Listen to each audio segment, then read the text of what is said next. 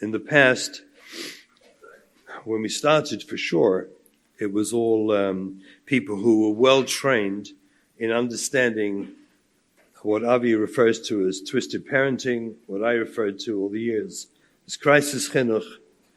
But we started with a group at Tzibur who were trained very well in this. And we came to give chizuk. We are now aware that Kesher Nafshi has expanded tremendously and includes many, many people who have not yet got a training, let alone guidance. And it's clear to my wife and I, we're talking with people throughout the weekend. By the way, you can't say weekend if you go to a school and you're in high school.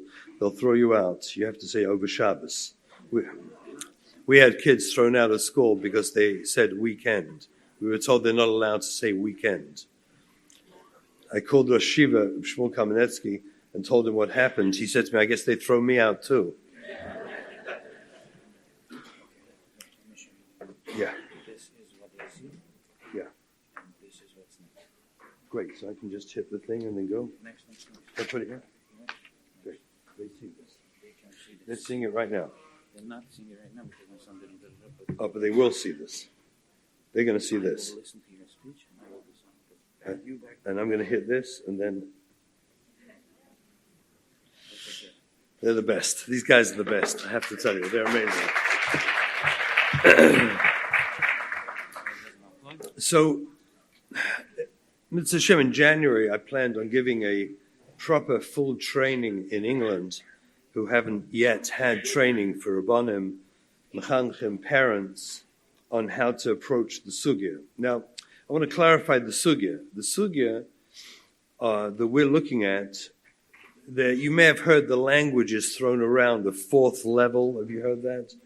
Right? You've heard this language, the fourth level. We don't do third level, second level. I'm not sure what these levels are.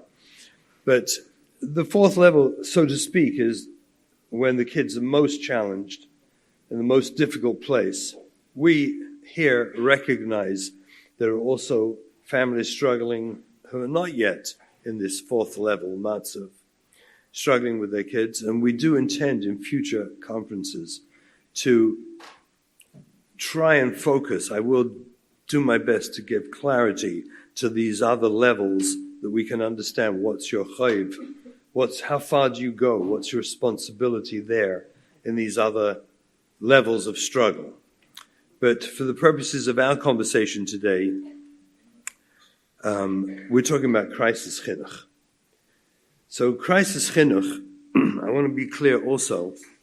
Oh, do you see it? Oh, you don't see it yet. Okay. You will see the slideshow soon. You see the slideshow? Ah, marvelous. So this Shabbaton is not about only any one mahalach. You know, we're expanding. It's this particular thing I'm going to present here is my mahalach.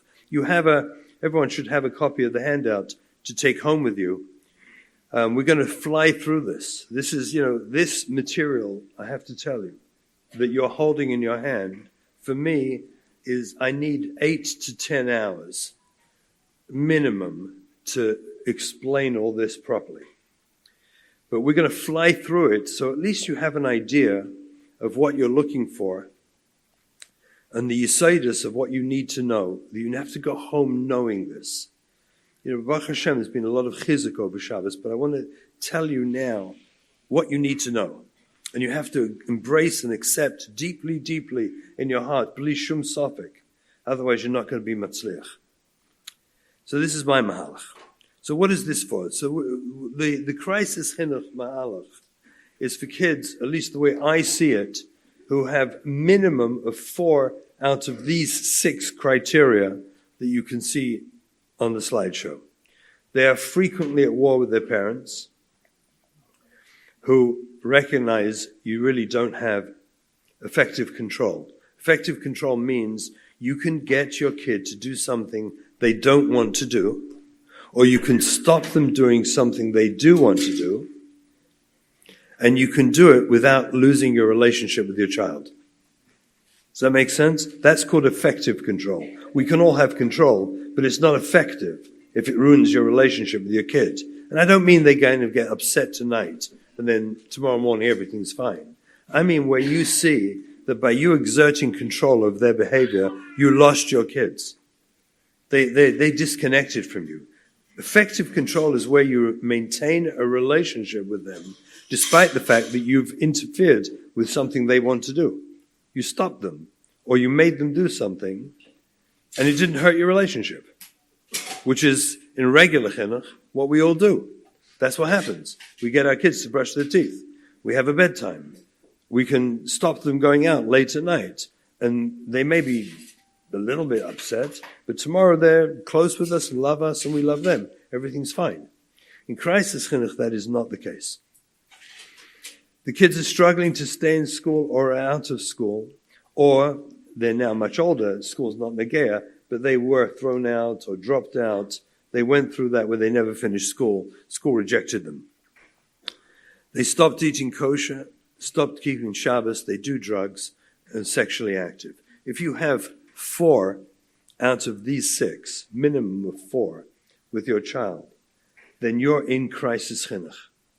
That means you have a very serious parasha, and there is really one mahalach for how to save your children.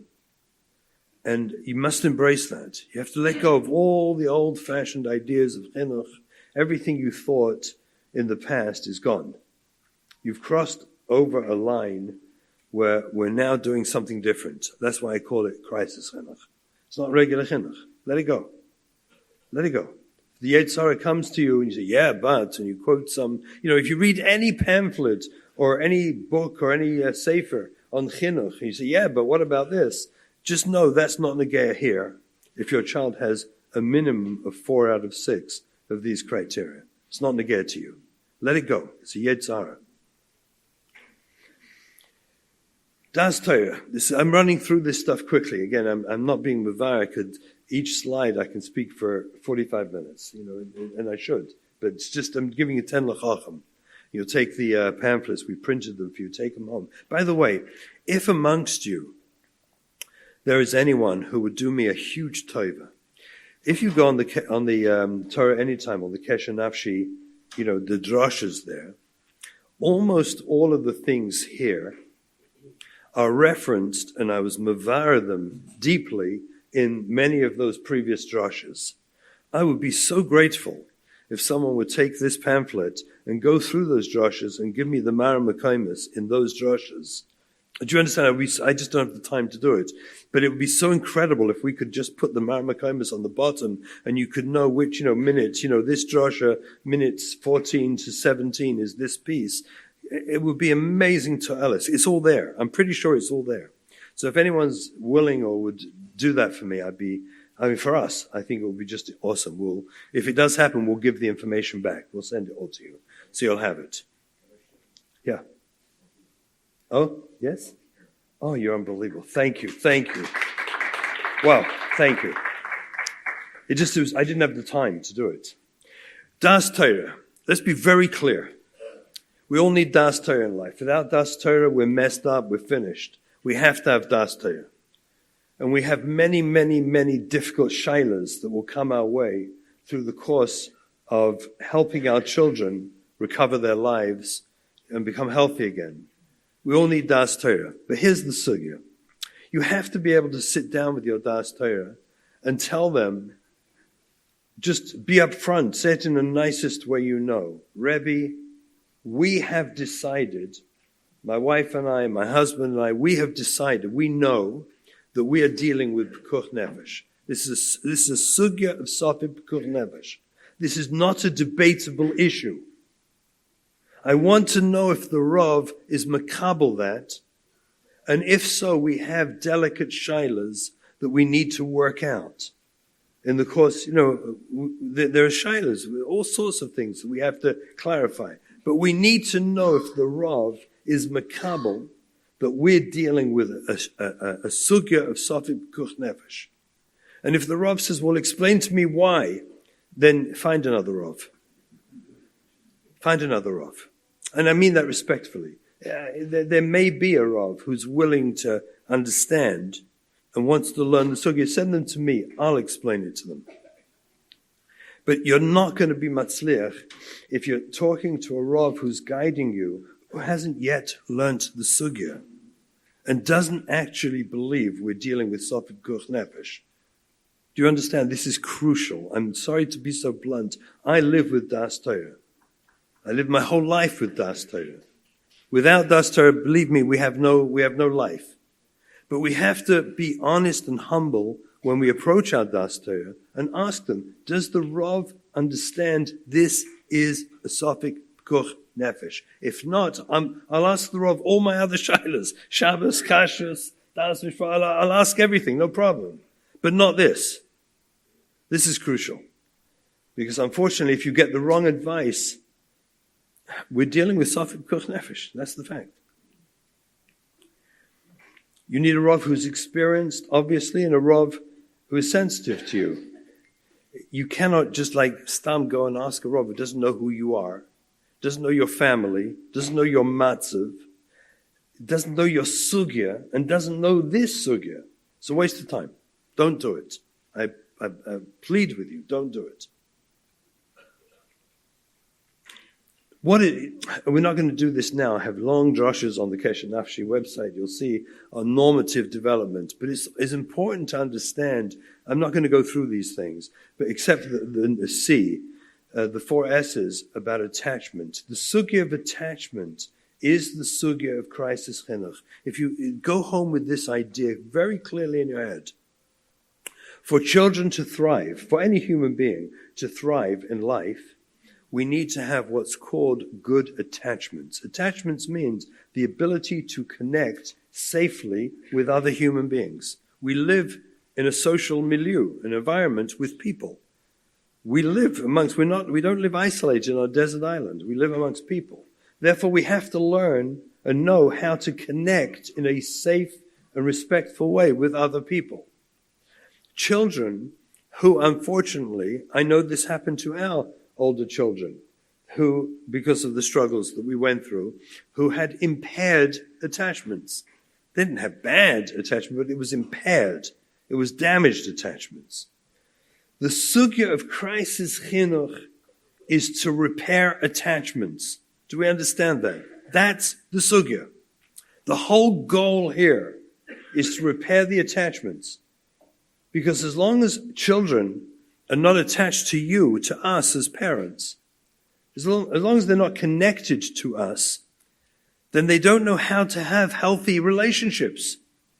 And how on earth does anyone live in this world without the natural ability to have healthy relationships? How will they get married and have children and a family and life and a job and a career? You know, there's a reason why kids sleep till 6 o'clock and then get up overnight and go out nocturnally on the streets where there's very few people out there, because they don't know how to attach. They don't know how to connect. They feel ashamed and lonely. They don't know how to live in the world amongst people.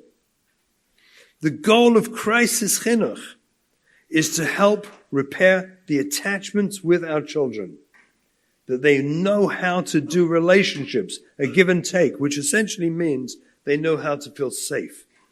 Because our children do not know how to feel safe. That's why they run to all the dysfunctional behaviors they run to, because they simply don't know how to feel safe. The goal of the whole sugya is that we repair healthy attachments, wherein we now have a relationship with our children where they look to us and may actually turn to us for guidance, which is the way it was meant to be. Even though they missed all those early years because of the damage to their lives, eventually they turn to us, value us, and want to relate to us. And from that, they have a chance at life. Without it, they have no chance at life. They literally have no chance at life. And it's no surprise that many of them want to end their lives.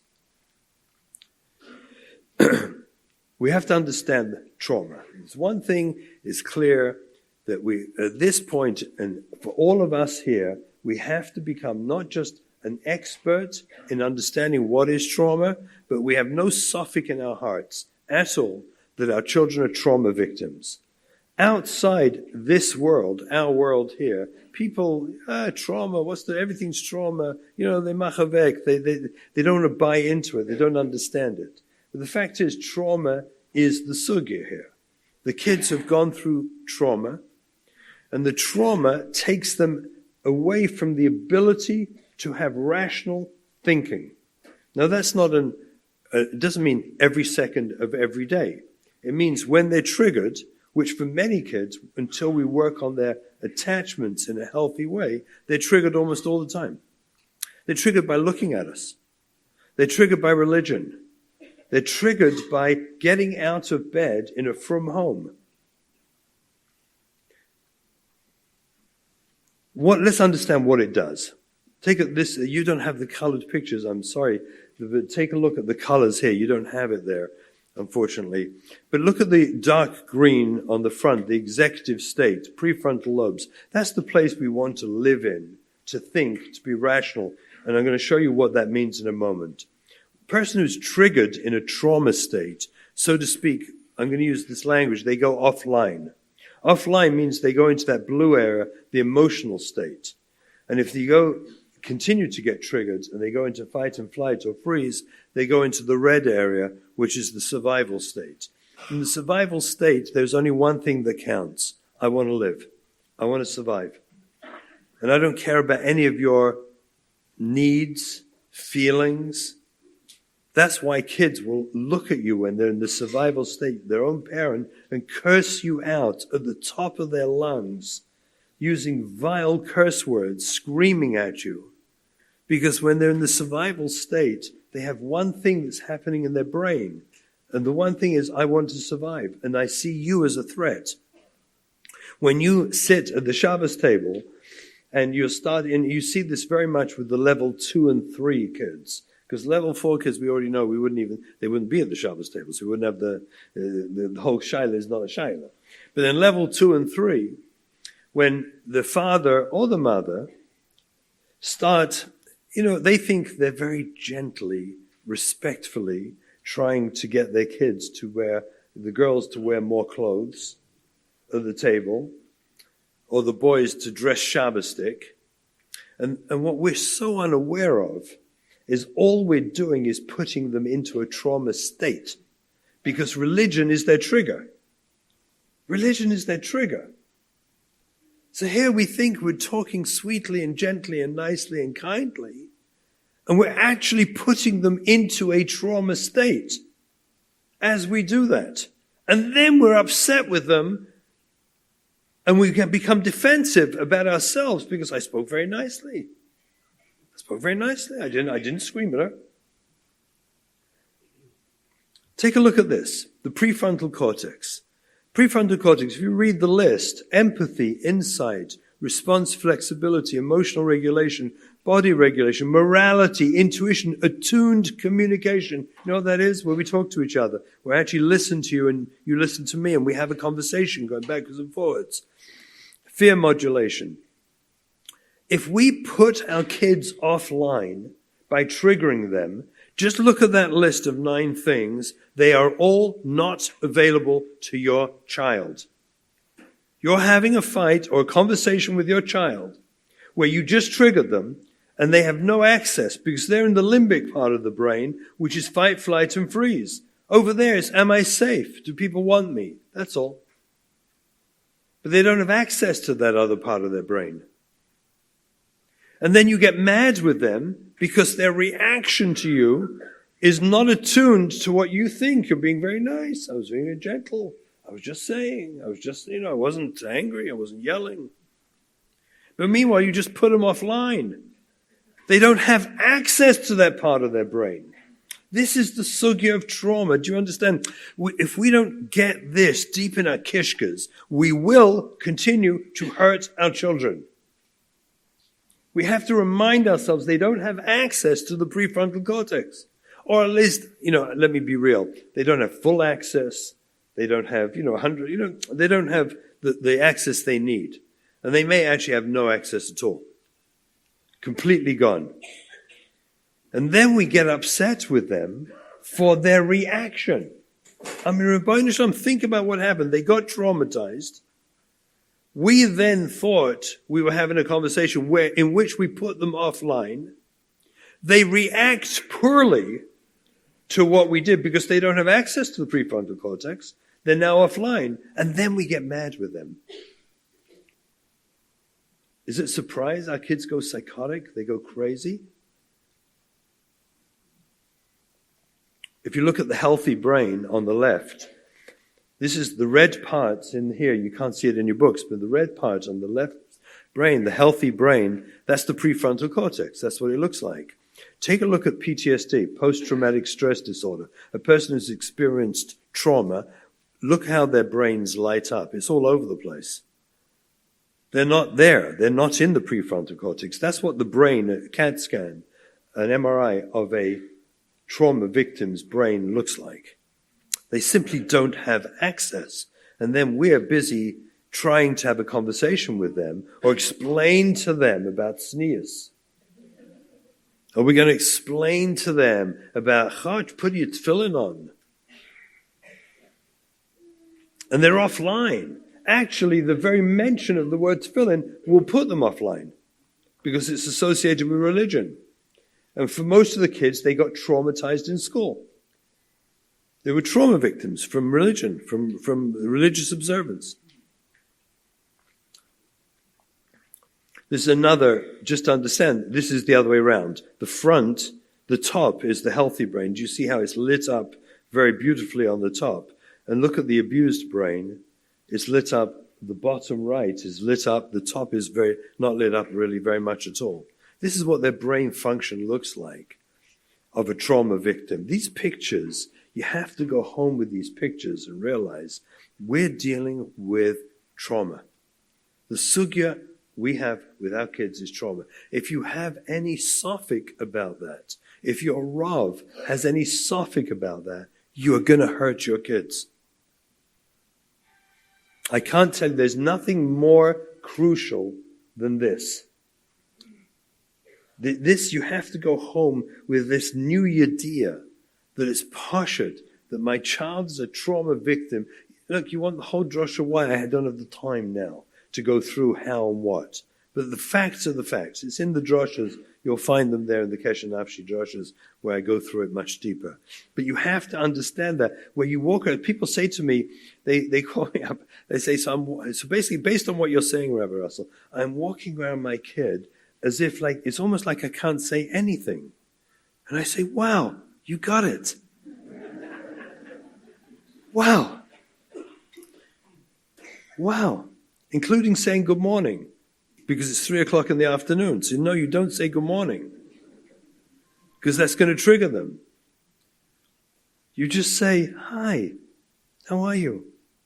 Glad to see you. That's where you start. Yeah, if you don't know what to say, that means you've bought into the sugya and you realize I'm dealing with trauma. And now you have to learn how to connect with a trauma victim. That's your sugya.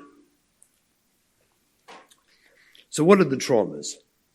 So the traumas, obviously, for most of our kids, the most damaging one that happens to 20% of all children in Klal Yisrael, 1 in 5 children in Klal Yisrael will experience sexual abuse in their childhood. Of those 1 in 5, years ago, I can't even repeat it, I'm so embarrassed to even say it, but years ago we were taught that half of them were resilient and half of them will have a reaction. We now know that's utterly nonsense. I'm not sure if they know that, but I can tell you I know that. It's nonsense. Half of them somehow bury it, somehow to get through, and they pay a dear, dear price when they get married, and they have to face sexuality again. A dear price. They often get divorced, and they ruin their marriages, and they're really in crisis. The other half go off the derech, because once a child has been sexualized, aside from any other, again, this is an hour and a half drosha. There's actually a drosha of mine on YouTube. If you type in Rabbi Shimon Russell, Manchester, you'll see a drosha I gave there, I think it was 2015 actually, on prevention of sexual child abuse, and where I explain the sugya very deeply of what it's about. So it's kedai to go and see that. And the reason you have to see it is so you have compassion for your kid. Once they've been sexualized, once a child is taken out of the... You understand like this. Every child in the frum world, we bring them up, hopefully, with a concept of tznius, hatznei leches, boys and girls. In different ways. We have to be, hatznei leches is a concept. And we live within that. In the ideal, in Hashkafas HaTorah, within this world of hatznei leches, which includes covering the body and the private parts and istaklus of noshim and all sorts of things,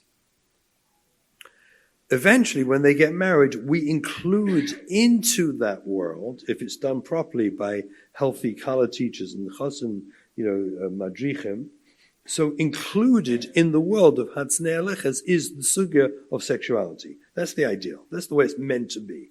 It's not a separate sugya.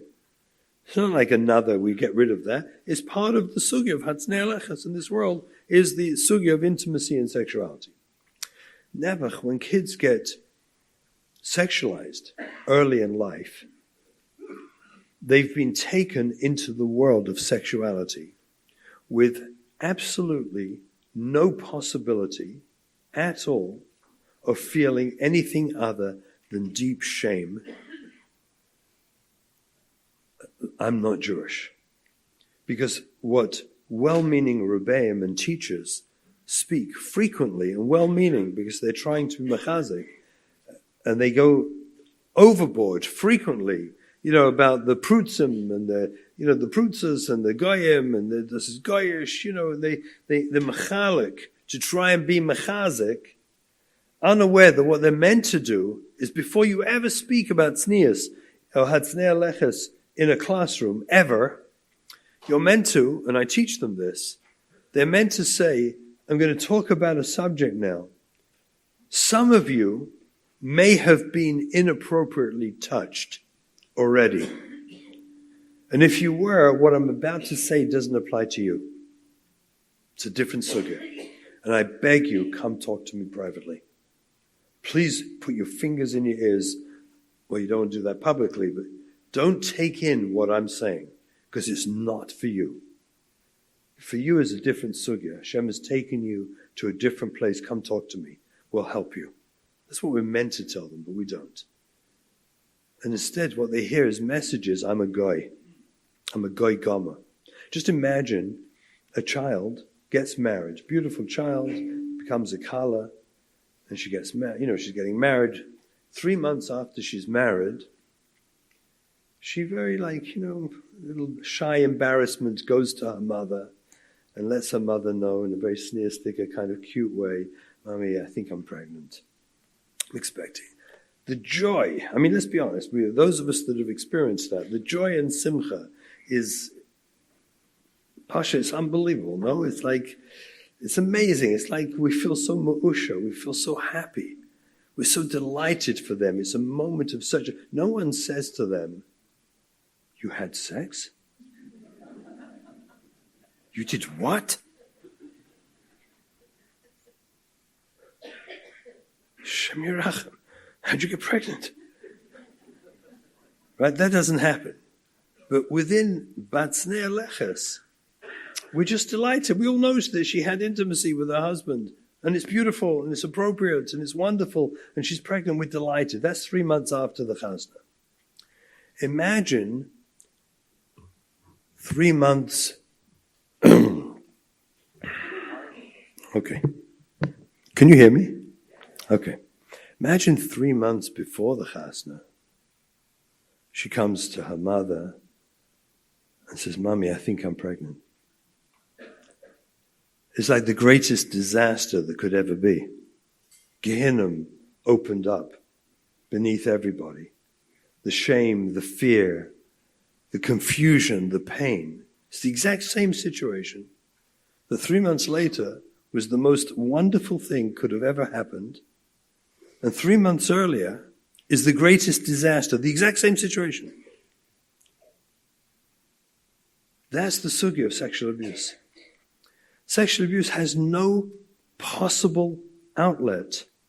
There's no possible way. We cannot be sexually productive prior to marriage. And so these poor kids are thrust into a sugya where you can't put the genie back in the bottle. You understand that? You can't put it back in. Once they've been exposed, they've been exposed. They can't turn that off. That feeling, that need, that desire, even against their will. They didn't want it. It's something they're going to struggle with, to make sense out of, to be safe with. Even if it's just safety, it's not the need to act out sexually, but it's the awareness that I am a sexual being, that I was taken advantage of. And I'm terrified of the world now. Terrified of men, of people, or whatever it was. It's so profoundly destructive. And there's no way to repair that.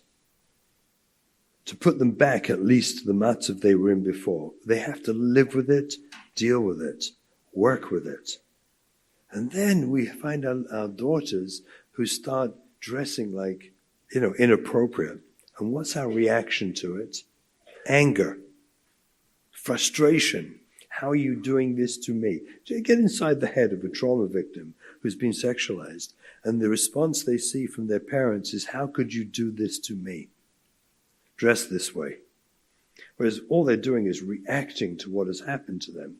They're already a trauma victim, and then we imply, how could you do this to me? The real answer is, how could you have not protected me? You were my parent. Where were you? And you're angry with me?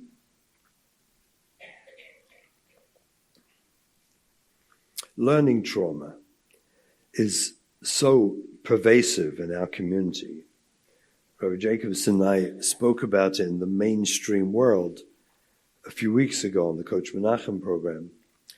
And that struck a chord. As far as I know, there were over 60,000 views of that program already. And it seems that throughout Klal Yisrael, people have resonated to that message and realize that we are hurting our kids badly, really badly. The ones who are hurt to the extreme, who actually get hit for not learning well, they get ridiculed for not getting good grades. I mean, Hashem Yerachem, Ased Litin Es Adin, for this cruel, cruel, cruel abuse. It takes them away from learning, takes them away from davening. I mean, what do they think they're going to achieve by knassing kids if you don't daven properly or you don't follow properly? You've just created an association between davening and fear. Why would anyone want to learn?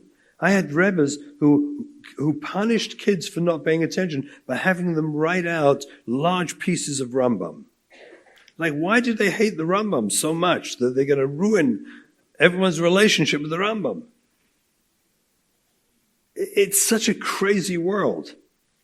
Learning trauma is profound. I have adults who I told you, I mentioned, I have a shul that wants me to come and do, you have SA, AA, NA, OA. They want me to do SHA, Shul Anonymous. I should meet, a shul was opened for the express purpose of helping people who don't want to go to shul. Men who realize, I want to get it back, but I don't know how. They have a talking section in shul, they have a smoking section in shul, and a coffee section in shul. And I think there's a section for davening too somewhere. I think. I'm not sure. And they called and reached out to me. I'm going to do it. I have no suffix, I'm going to do it. Because I feel for them so deeply. They want a group to overcome what happened to them, to get it back. Men who want to go to shul and can't. They walk in there, have a panic attack. I fixed one shul. They had 2 sets of 3 seats together, and they didn't have great attendance. I said, I'll tell you why. Because no one's going to sit in these seats. All the traumatized people will never sit in the middle. And I said, why don't you split them, have narrow aisles, so no one is more than 1 seat from an aisle. And guess what? The shul filled up. They were dealing with trauma and they didn't see it. It was when I walked in, I saw it right away. This is any trauma victim would not come and daven. And a learning spiritual trauma victim will probably not daven in your shul. Or if they get there early, they have to only an end seat or a back seat. These are real serious issues. And then the whole list of de facto what are essentially learning disabilities, the bullying, the physical abuse, all sorts of abuse that happens to kids, and problems and issues that simply prevent them learning well in a system that says you only have real value if you're a good learner. I mean, Hashem Yerachem, you really think HaKadosh Baruch Hu wanted that? I guarantee you not. Makes absolutely no sense. You only have value if you learn well? And perhaps you weren't gifted to learn well? How could that be? So we have kids who are dealing with all sorts of trauma. So how do they typically react to the trauma? Well, by the way, does anyone have any idea when I'm meant to stop? Okay, until someone tells me to stop, I'm going. Is that fair? Okay.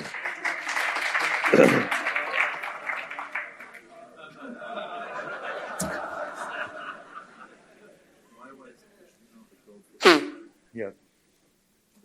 Yeah. Okay. Maybe you can push him to one, if need be. My wife said I'm okay. So I was machadish this many years ago, the happiness-pleasure paradigm. What happens? So our kids are hurting like crazy. When I say crazy, they are in so much pain. If we would fathom the depth of their pain, we would be broken. These are our children. And the pain is so intense. So what do? They have to cover up the pain because they're not old enough, sophisticated enough, mature enough, nor do they usually have parents who can embrace and understand what's happening with them. So they cover up the pain it starts off usually with, in the earlier grades, with listening to kind of music that we consider edgy, inappropriate, or maybe they're reading materials or magazines or things that are a bit edgy, inappropriate. We always catch them. And when we catch them, because we didn't get this education, anyone here will never do this. But what happened to you before you heard this is when you caught them, you got angry. This is what you're listening to. This is what you're reading. What are you thinking? And we gave them a Musa drasha, regular chinuch, as if it was going to help. We didn't chab that they were in pain, simply trying to cover the pain. They have a hole in their heart. And that hole hurts so bad. And they just want to verstop the hole, just fill it up a little bit. And you know what? These pleasure activities fill up the hole temporarily. So they do something pleasurable just to fill the hole because they're in pain.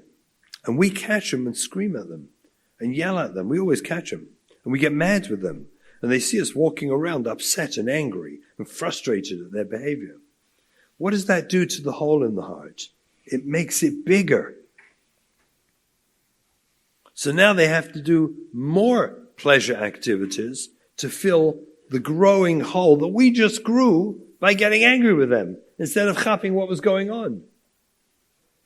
So they do more things and they start, having boyfriend, girlfriend relationships. Or they start doing some marijuana, weed. And we always catch them. And when we catch them, we say, what are you doing? And we often even say things to them, crazy things to them, like, how could you do this to me? This is about the most bizarre, painful thing you can ever say to a kid. How could you do this to me? What do you mean to me? The poor kid is in sorrow and pain, is dying inside. And that's my focus? How could you do this to me? And we catch them and get mad with them. And so the hole grows bigger. So now they need more activities to fill the ever-growing hole in their heart because they're hurting more and more. And they do more things and more. Now they get sexually active. Now the clothing drops off. And they start dressing like very prutzadik and who knows what they're doing. And then we catch them and see them and we yell at them. And before we know it, in a very, very short amount of time, they go off. And this Beis Yaakov girl is now a prutz on the streets. What's going on here? What happened? We caused that. I'm telling you straight, we caused that. Because we didn't chab. when we saw it what it was. We didn't realize what it was. Had we realized right away, had we tuned into it right away, it's possible that we could have stopped that process. What is crisis chinuch about? It's reversing that process. Listen carefully, because if you understand this lomdus, it frees you to do this, because people think we're mad. We tell them, take them to the movies, let them watch, buy the weed sometimes, buy the drugs for the, in the extreme case on level 4, we're doing the exact things that they would be doing to fill the hole in their heart, and we're doing it for them and with them. Understand the lomdus. If you can chap this, you have the sugya. What we're doing is saying, you're not defying me and separating from me by doing this stuff. Ima anechi b'tzara, I'm with you. I get you. You're in pain and tsar. I'm with you. What do you think that does to your relationship with your child? Obviously, it begins to repair your relationship because your child begins to realize my parents are getting me, they understand me. So what happens to the hole in the heart? It begins to shrink. And then you do it again, and it shrinks more. The only difference is that the going off with the hole in the heart takes about 3 months. Coming back can take about 6-7 years. That's the only difference. But it's the same process. Till they know, because that's what all our children want to know, is, do you know me? Do you love me? Do you accept me? We're repairing the attachments. If we can repair those attachments, that's why we do the very stuff they're doing anyway. We go with them. We are part of that with them. Whatever's necessary, we go with them in that. And that repairs our attachments. They need it less, not more. That's the heart of the sugya of crisis chinuch. There are a lot of psychological reactions. They look like disorders. This is something to be very careful. Make sure your therapist, first of all, generally speaking, schlepping kids, teenagers, who are going through the sugya to therapists is counterproductive.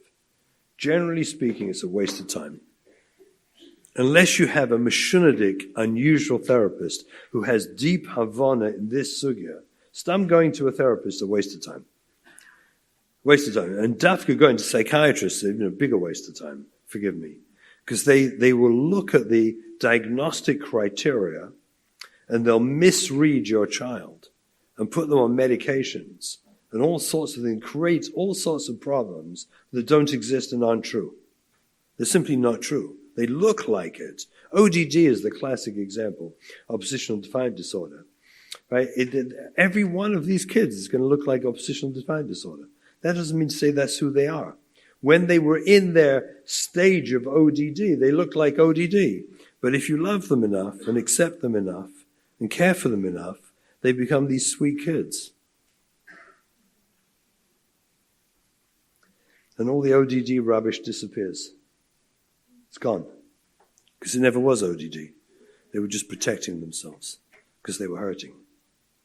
Be very careful when you go to therapists that you go to a therapist who knows. You're better off with a mentor. Much better off having mentors in their lives, positive role models around them, to hang with them, be with them. Therapists, later on, when they mature and they're older, with rare exception, that's when they're ready to embrace and start the work. 19, 20, around there, they can begin to start the work. Begin. I have spent so much of my career repairing the damage to kids done by therapists in the early years. And when I say therapists, done by slapping them to therapists. Because all you're doing is convincing your kids you're a mental case. And one other comment about drug use is that when you embrace or have interaction with the addictions field, make sure you're talking to someone in the addictions field who is an expert in the off the derech sugya. Because the fact that someone's using drugs doesn't make them a drug addict. On the contrary, the vast majority, if not almost all of our kids who do drugs, if we do attachment work, if we do this work, proper attachment work, loving, caring attachment work, almost all of them will spontaneously give up drugs. They'll do it themselves. They'll never need any of the experts in the addiction field. There are some kids, like in the case of alcohol addiction, where it can change the brain chemistry and they'll need the help of people in the addictions field. That may happen. And it certainly may happen later on when the young adults and adults, they may need help from that field.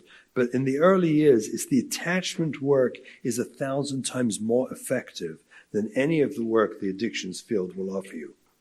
It's just more effective. And on the contrary, what we do if we go the other route is we find ourselves convinced that our kids are addicts and then we focus on the drug. Because in the addiction field, the drug is always primary. You've got to heal the drug, get rid of the drug before you can do anything to help your kid. In the crisis chinuch world for teenagers, the drug is secondary. The attachment is primary. It's a huge nafkamina. Okay, 4 levels of alienation. This we know, where the kids get alienated: school, friends, community, family. And when they get alienated that much, they frequently act and look psychotic. If your kid has, like your teenager, has like some psychotic breakdown in front of you, that does not mean they're psychotic. It means they're completely offline. And you threw them into fight and flight. And they're actually panicked, totally panicked. They're not psychotic. And you don't take them to psychiatrists because they act psychotic, even though you look in their eyes and they look psychotic. They do. They're not psychotic. They're actually caught in a double bind. How do I stay in a loving relationship with you and hate you at the same time? How do I do that? How do I hate my parents and love my parents at the same time? That creates that feeling inside of psychosis. It's not psychosis, trust me. Sexual behavior. All these kids, as part of the process, will go through almost all of them will go through inappropriate sexual behavior. What it really starts with is them looking for comfort. They'll look for comfort with the opposite gender. This is about as normal as could be, because comfort is found in the embrace of the opposite gender. However, it is completely normal. What they're doing is trying to cover up. That's not the focus. When you see them with pornography, promiscuity, whatever they're involved in, whether it's homosexual, lesbian behaviors, all these kind of things, they're just learning, looking for a way to survive. They're hurting. Don't get frightened about it. They're looking for a way to survive. Do more attachment work. Work harder on connecting with your child and understanding them. Today, and this is not for now, but I can tell you that in future, in the next Kesher Nafshi conference, I'm probably going to talk about the emergence of the transgender sugya, because it's happening all over the place. And there's absolutely no hadracha that I know of anywhere for this sugya. So we're going to address that. Probably the homosexual, lesbian, they're 2 different sugyas. And the transgender, I'm going to try and address that in future conferences, because it's becoming so widespread. And as those of you who are struggling with this have already discovered, there seem to be no experts in this sugya at all. Nobody. Nothing. You're completely alone. So we're going to try and address that in future conferences. So this is why we're here today. What are we dealing with? We have to know and embrace by now that we're dealing with the sugya of Southfield nefesh. Once kids go into this spiraling out of control into their inappropriate sexual behaviors and drug use and alcohol use, we know we're dealing with this sugya. The pain inside creates strong suicidal ideation in our children. And we're in a very, very difficult matzav, because the alternative of padlocking them to their bed so they don't go out because we're so scared for them, that's not an alternative. And we all know that we can't stop them or prevent them going out. We cannot stop them doing what they're doing. And it is a suffix, pekuach nefesh. There's no question about it. I don't have the statistics. I didn't want to I had preliminary statistics. I didn't put it out yet. But kids are dying regularly. And so I have no suffix about it. And therefore, the chayiv is to work on the attachment, not on controlling their behavior. Controlling their behavior damages your attachment with your kid, which causes worse behavior and more suicidal ideation. Their kids are in a place where they wonder how they're going to live and survive. They're in so much pain. I'll be honest with us. If we would know as parents how much pain our children are in, we would probably feel suicidal. We would be so broken inside that my child feels, if we could just do some sort of measurement that would tell us the level of pain our kids are in, we would be broken to the core. We have to realize that everything they're doing, all their behavior, is because of this intense pain inside them, where they just need some relief from the pain or hiding from the pain. So they do these dysfunctional behaviors to soothe, temporarily, just to soothe. And they imagine that we get mad with them when we catch them. It's crazy. This is what we have to go home with, this knowledge. So what do we do now? You as the parent are the ikar for their hatzlacha. Let's be very clear. As parents, we provide the vehicle for our children to recover. We do not repair trauma. Eventually the kids will have to go into therapy, with or without us, and they'll have to find a way to repair their trauma. They will. But they will not do that unless they have a relationship with us. There's no way the kids are going to go and do that work until they value the relationship with us so deeply that they want to repair the damage so they can have a relationship with us. We create inside them that image, that picture. They want to be at our Pesach Seder. They want to sit in our sukkah. They want to get married and bring their husband or wife and their children to Zadie and Bobby. They want to bring them. They want to come to us. That gives them the drive and desire to recover. If we don't repair the attachments, they have no desire to do the work. We facilitate their recovery by repairing our attachments where they want a relationship with us. Because if they don't want a relationship with us, they just continue downhill doing the same old stuff. So we are the crucial ikar in their recovery by repairing our attachments with them, loving and accepting them for who and what they are. We create the potential for their recovery. That's what we do. Which means you have to stop being a target for their arrows. When they scream and yell at you, when they curse you out, when they threaten you and tell you terrible things, you embrace it. You accept it. And you stop being a target by acting in a way where, Shefala, do you think you could, just don't do it. Let it go. I will say this, and I think I'm right, that if you have incredibly, unbelievably good attachments with your kids, you may well earn the privilege and right to ask them to do you a favor, to behave in a different way they would like to under a special circumstance. If you've really repaired the attachments, they'll do it for you, gladly.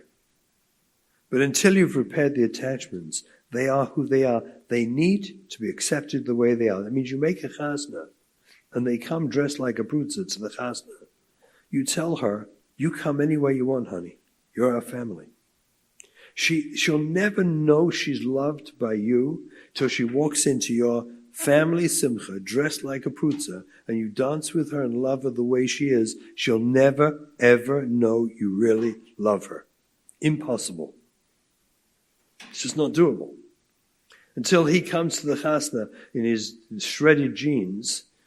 They actually sell them like that, you know that. They shred them, they're sold shredded. I thought it was crazy, but there it is, apparently.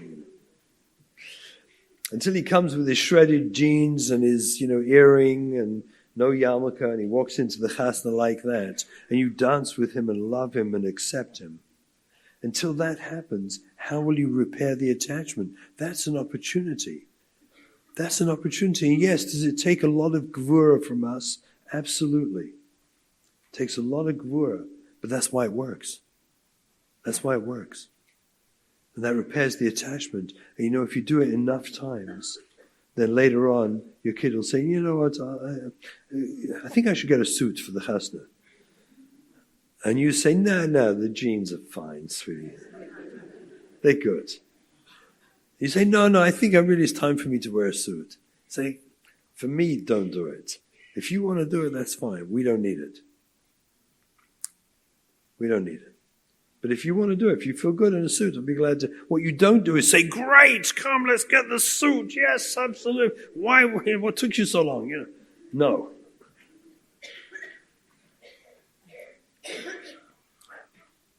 The 5 stages you will go through on your journey. This is I do this in a couple of the drushes, but these stages everyone goes through: the denial, anger, bargaining, mourning, until we get to acceptance. You have to go through the stages. You can't avoid them. They're all part of life. We all go through them.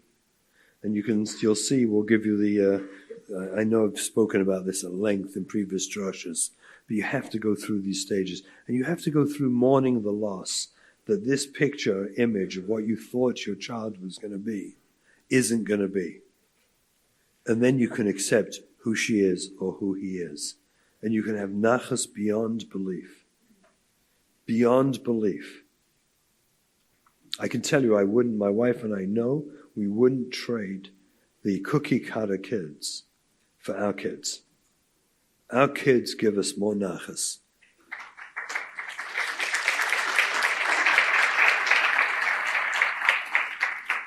And I want to tell you what the nachas is about. It's not about them. It's not something I gain. The nachas I get is watching them working through their lives, being mature, dealing with life, confronting life, growing from life. There's so much nachas in seeing them working out how to be a wonderful person.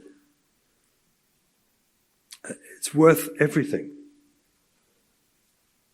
And it's certainly worth more than, what can I say, the cookie cutter kids that we take credit for as if somehow we produced that. We didn't produce it, trust me. You have to let go of external control if you're going to gain internal control. This is a klal gadol in the whole sugya of attachment, of reattachment. To the degree with which you give up external control, you gain internal control. That means you stop trying to fix them on the outside. By attaching with them on the inside, they want to behave in a way that meets your needs, that accommodates you. They want to. They go out of their way to do it. On the contrary, but you have to give up external control. You have to make sure the fear, when you're frightened, get rid of your fear. So people are going to see and people are going to know. So what?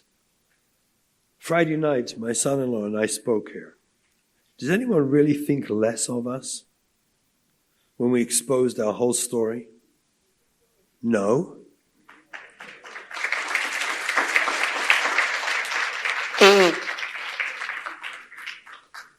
No, I know that. I'm convinced of that. And I'm also convinced that for every one of us sitting here, the same is true. We have to let go of fear that controls us because of shame. And we have to embrace our nisayon. We have to embrace our circumstances, love it and accept it for what it is. And we all go on this amazing journey together, our families, because of it. And we simply give up trying to make it the other sugya that we thought it was going to be. Just give it up. because it's not going to be that sugya. Get your ego out of the way. We always speak about that. That's the key. This sugya is the greatest gift. I mean, all of Musa and Avodas Hashem, the whole thing, all Musa and Avodas Hashem is about getting your ego out of the way. Davka boy, dveikus with Rabbeinu Shalom, only comes when it's v'anachnu ma. What am I? Nothing. Right? Moshe Rabbeinu. By the way, we are amazing at drashes. We give great drashes. We simply don't live them. It's so strange. In this sugya, we get the chance to live it. Because the feeling of being ephes, of being nothing, our children bring us to that place beautifully. They take us to this feeling, which is really the essence of all of Avodas Hashem. That's Moshe Rabbeinu. That was his godless and greatness. There was no Moshe Rabbeinu. And we say drashas on this. Am I right or wrong?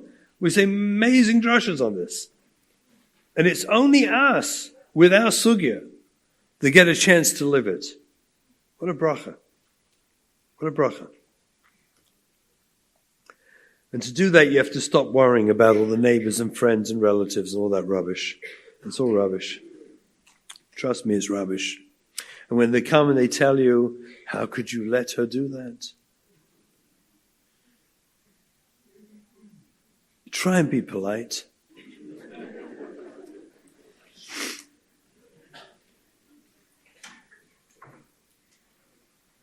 You can tell them, that's such an interesting question. It's such a fascinating question. Thank you for the question. Can we just stop there? Would that be okay? It's a beautiful question. And they say, well, Taka, why do you let them do it?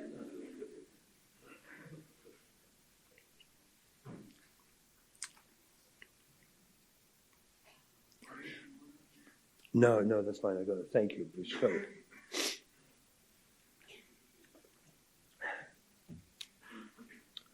We have to try and be polite with them all because they don't get it. Grandparents especially usually have a hard time. Although I must tell you, if you show them these drashas, they change. They change. These drashas, all the Kesher Nafshi drashas, give them access to the website. They change. These drashas are changing the world, I must tell you. People tell me the thousands and thousands of people, and they sit with their families and they watch these drashas. Changes their lives. Tell them it's a great question. I'm going to send you a drasha. I'd like you to watch. And then after you watched it, would you mind asking me again? That's all. Don't defend yourself. Definitely don't get defensive. Just acknowledge the question and then give them a drasha. Today we have a resource. We have these drashas. There's so many of them. And they help them understand. Kesher Nafshi was built, the name Kesher Nafshi, based on the Balaturim, the famous Balaturim by Yosef, where Yehuda is trying to convince Yosef to let Binyamin go home, go back to his father, and he gives two pshatim. He said, Monashach, Lu Yitzu, he stole the Gevia. That's the reason you're not sending him home, because he stole the Gevia. Lu Yitzu, he stole it. He was a nar. So Mele, he needs his father to be mechanachim. Second shot, he says, he's a nar. Right? Because that's the pasuk says, he's a nar.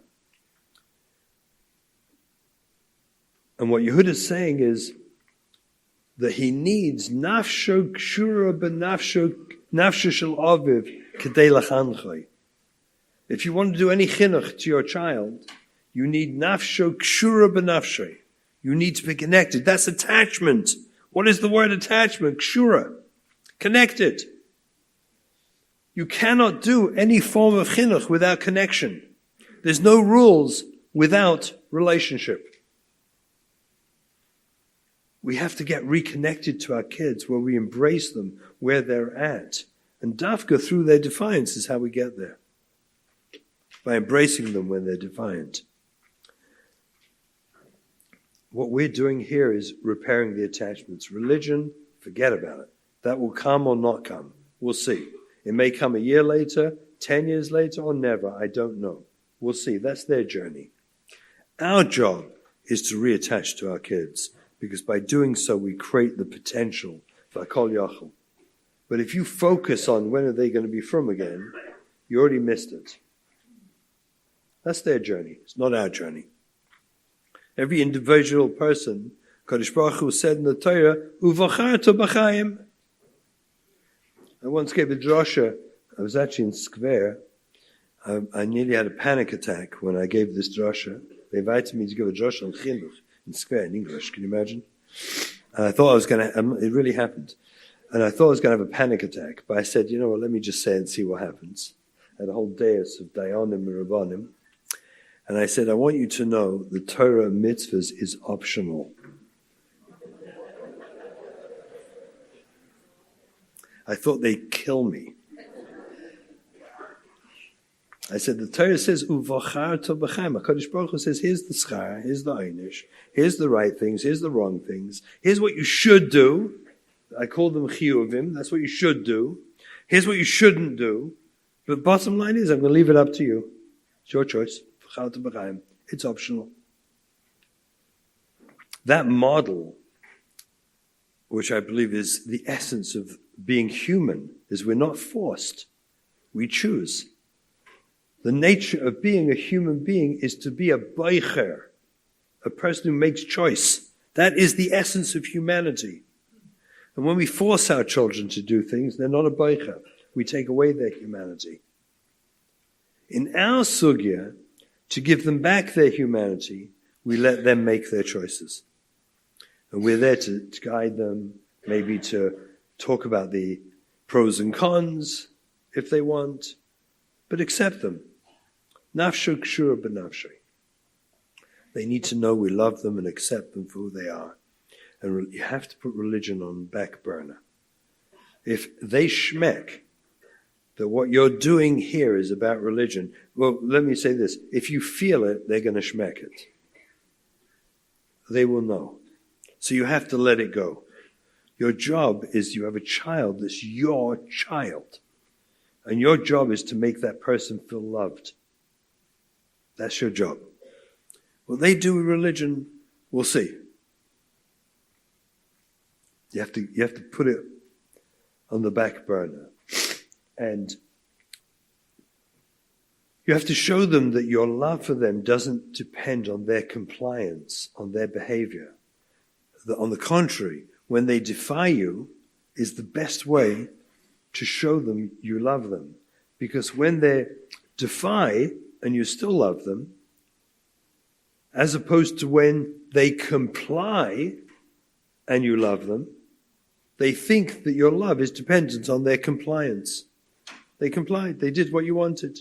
But when you love them, when they're defying you, that's when they can repair the damage. It's the only way they can repair. Actually, the defiance is the best moment for healing. There's no better moment for healing than when they defy. Healing doesn't happen when they comply. It can only happen when they defy. Gift them. Okay, this is a sugya I'm not going to go into in deep, but just the concepts that we're going to gift them. In TP, this will be called bums, for those of you who know TP. Right? Splurge on them, care for them, give them, do things for them, take them to the movies. You know, sometimes you even buy their drugs. You know why? Because girls will prostitute their bodies for drugs. Little girls, 14 and 15-year-old girls, will prostitute their bodies for drugs. So yes, go take them and get their drugs. If you can't stop them, don't make them prostitute themselves. And you're doing, attachment work you're doing when you take them and you get it. Shtel's a fault. Just imagine what you're doing, what that kid feels when you took them. Clothing, yes, buy them, whatever they want. Look, I'll just mention this about smartphones. Do not go to a Rav to discuss a smartphone or the internet. Please. Unless the Rav is a Baki Otzim in crisis chinuch. They get it. They understand. There are Rabbanim who understand it. Otherwise, they're going to have a conversation with you about the internet. I can tell you this, pornography is gefährlich. I don't have to go into the details. Losing a relationship with you as the parent is worse. It's that simple. So fighting with your kid over a smartphone because you're worried about pornography and the kid hates you because of it is worse than if they watched the stupid pornography in the first place. This you have to come to terms with.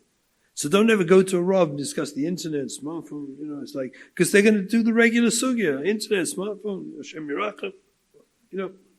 It's not our sugya, it's a different sugya. A loss of a relationship with you as a parent over the smartphone is worse than them having it and watching pornography. Accept their choices, their boyfriends, their girlfriends, out of the house, in the house, sleeping with them in the room. I don't go because there's so many levels and madrigas and when. Yes, it could be that you're going to have them in the house, sleeping with them. They might be in the basement and you don't even know about it.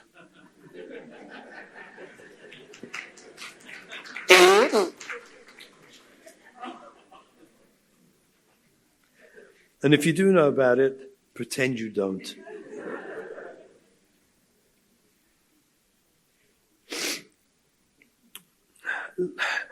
Harry Uvdo, do we understand this? Look at this beautiful couple.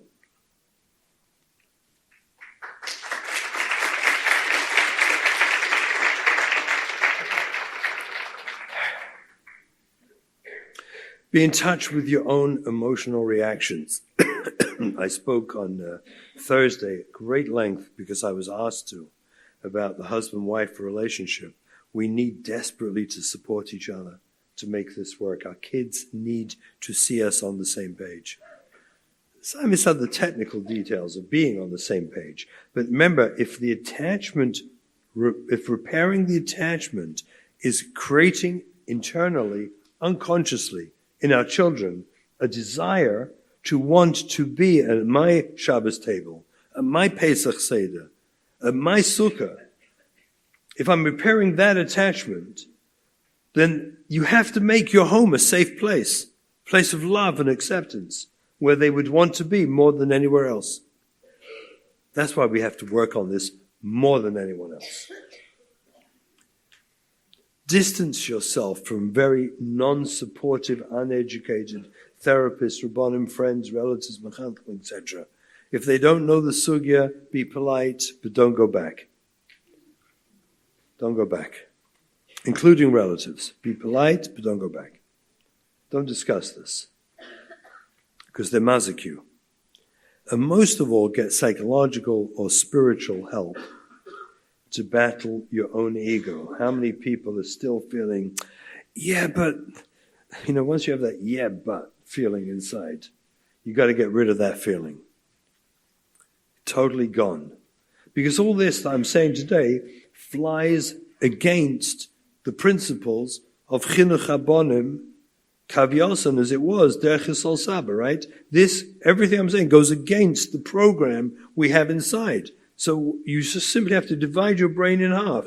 There's a sugya of regular chinuch, which you're welcome to do with your other kids if you want to. And there's a sugya of crisis chinuch that belongs over here. It's two sugyas. But don't mish the sugyas. And if you find books, there are books written on parenting and chinuch where they don't separate between these two sugyas, put the book in Geniz and Seamus, get rid of it. When I read such books, they make me incensed, enraged, because they're so misleading. Any author writing about chinuch has to state, is this regular chinuch or is this crisis chinuch? They're two sugyas. You can't mish them. You find a book like that, get rid of it. And all the great, these pamphlets that run around, I don't want to mention anyone's name in particular, but from Rabbanim, mostly deceased, and the people put out pamphlets in their names about chinuch. These are not for us. They have nothing to do with crisis chinuch. Nothing. Don't read them. They create bilbul amayach.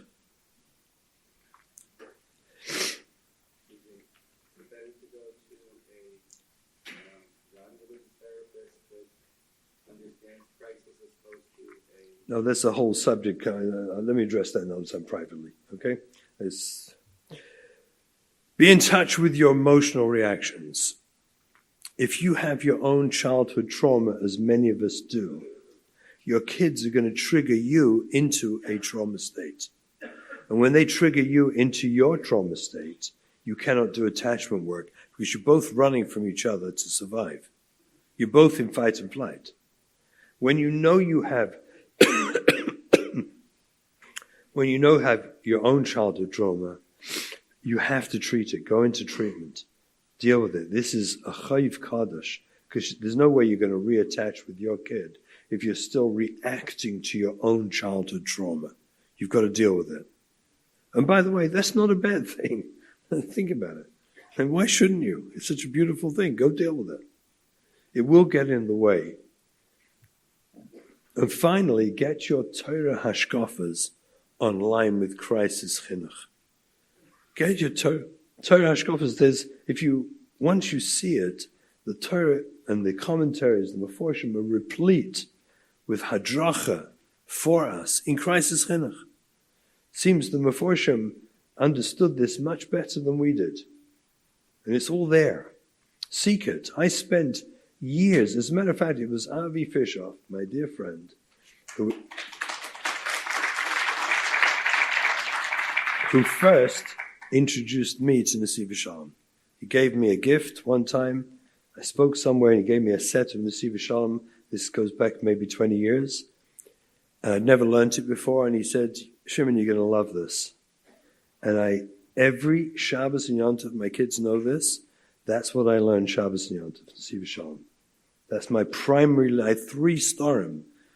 All the years in Lakewood, I had chaburas, people came to learn with me, and we studied Nesiv Shalom to understand, really, crisis chinuch, how to understand Nisyanis, life, what it's about. And I do it to this day, 20 years later. Find something that will hold you together in Torah Hashkafa. Work your attachments. Repair the attachments with your kids. Embrace and accept we're dealing with crisis chinuch. It's a different sugya. And be patient, because it can take a long time, but I guarantee you this, we're doing it, my wife and I, 26 years. 26 years. And it's not over. 26 years. And I promise you this, it has only benefited and enhanced our lives in ways we could never have imagined. This is your new life. This is not something you're going to do so you don't have to come to Kesher Nafshi anymore. You fix the problems. You're coming. You're hooked.